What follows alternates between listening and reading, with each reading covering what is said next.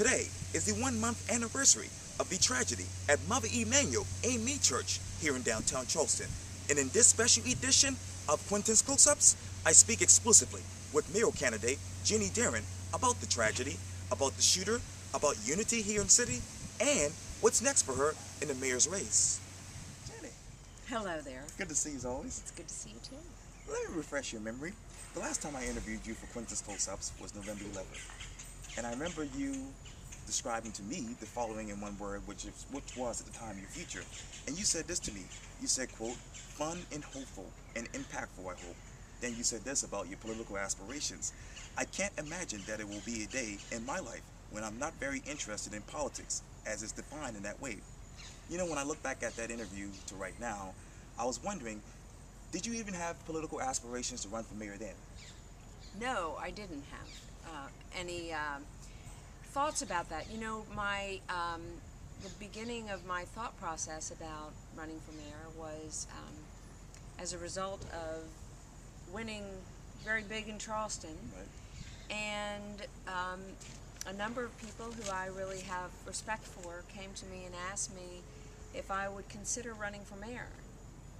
And I thought, you know, I should at least give it some serious consideration. Sure. It's so important, such an important time in the history of our city, with all the growth coming at us, and of course Mayor Riley departing after such a long tenure.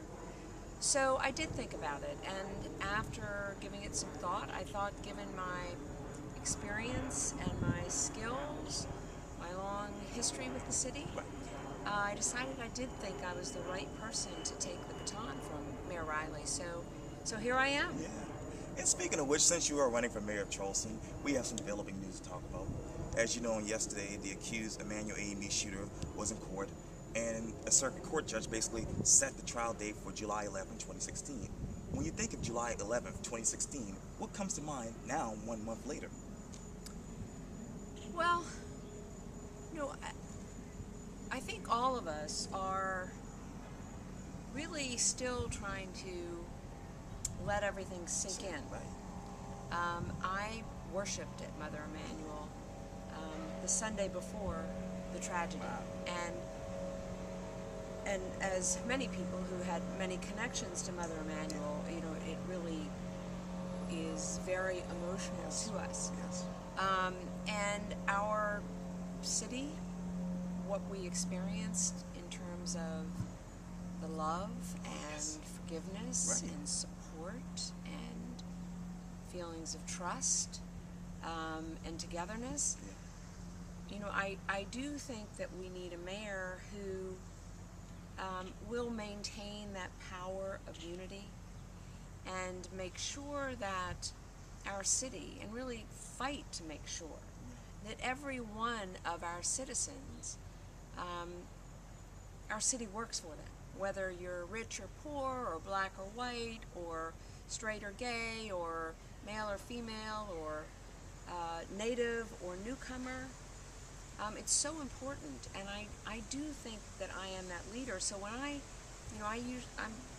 thinking about the news of today, it just reminds me of the importance of holding on to all of those good feelings, and at the same time, you know, it's important to recognize we have much work to do as it relates to making sure that there is justice throughout our city. Right. Opportunities for everyone. As you know, I've worked for decades with children, and it is very important that we make sure that our city works for everyone. So those are the thoughts that come to my mind when, you know, I read any kind of news related to Mother Emanuel.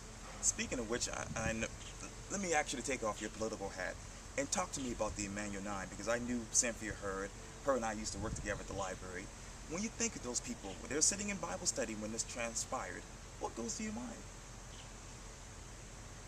You know, what goes through my mind when I think of the victims of this tragedy is, you know, I think all of us try to get into their shoes and try to imagine what that could have been like. Right, yeah.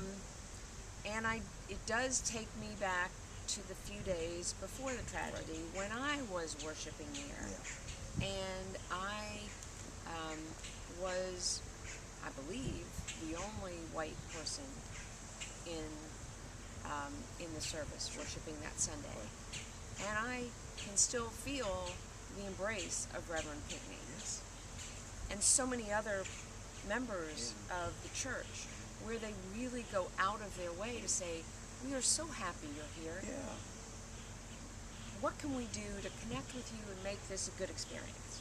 So when I try to imagine that moment in time, which of course we'll never forget, Right. I go back to that because, of course, he was different. He was white, walking into a group of African-American church members, and who knows what really happened there, but I do think that I can't imagine that anything other than the love and really outpouring from that group of, we're happy you're here, and we want you to be a part of what we're doing here. Speaking of the love, let's talk about the unity in the city. It has been remarkable. I'm wondering, as we sit here right now, how would you describe the unity in the city? I think that it's a unity that is people thinking about, as groups, how do we do better? How do we do better as a group? Whether you're in a church or a civic club or a nonprofit or a bridge club, the thought process of what can we do to do better as a community. And I think everybody's pretty clear that we don't want to pretend that just because there was so much love and unity, which there is. I think it's very authentic. I think everybody's in touch with, okay, well, that's great, but we have work to do.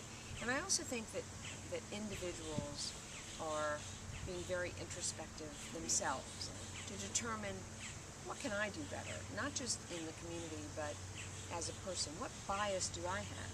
I mean, we all have bias. The thing we need to do is get in touch with what our biases are and work to push through them, because we all have them. That's just part of being a human being. And so I think we just need to really reflect on what we can do individually to make sure that we don't have barriers and divisions, because I really don't believe that anyone wants that. And speaking of which, let's talk about the Confederate flag. That really took off as far as a political issue right after the tragedy. I'm wondering, where were you emotionally when the flag was removed last Friday? Well, I believe that it's been a long time coming. I mean, of course, I was very happy, and the mixed emotions that you have over something that important and such a symbol that had become so divisive. So it was very emotional, but it is a long time coming. I mean, I remember in 1990 the same debate in the South Carolina legislature, and they were getting nowhere. And Mayor Riley decided that he was going to organize a march to Columbia to really take a stand about removing the Confederate flag from the State House. And he picked up the phone and called me and asked me if I would organize that march. And of course, my answer was yes. And I will never forget leaving Marion Square there were a couple hundred people. My daughter, Lucy, who was 10 at the time, standing next to Mayor Riley as they left. And, there were times when he was on very rural roads and walking alone. And there were other times where I was working to recruit, their entertainers and political leaders and all of that. And as he got close to Columbia, thousands joined, and it ended up being almost 50,000 people. And, one step. It came down from the dome, but it, as you know, was put in the front of the State House in a very prominent position. So, part of my sense is that there's some sadness that it took so long. there is a frustration and sadness that it takes a tragedy and thousands of citizens going to the State House to demand the legislature do the right thing. That's right. You know, why does it take that for our leaders to step onto the right side of history? You're right. That's very frustrating, and I think that people across the state, I think, are very frustrated by that, but very happy that, of course, that it's being put into a museum, which is the place where it should be. Let's turn to some good news. From what I understand, you actually had some good news in the fundraising department. We did have good news in the fundraising department. You know, it is very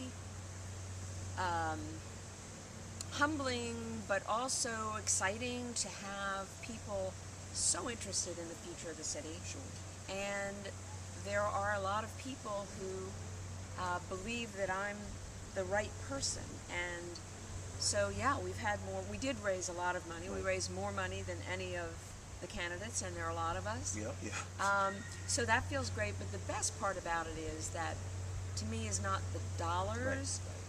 There are more than 1,200 people who have donated to the campaign. That's a lot of people. I've only been in the race for several months. Right. Yeah. So that is a real sort of groundswell of support. Right. And that is great because it means people are interested. Oh, yes. And that's a wonderful thing for our community. That is awesome.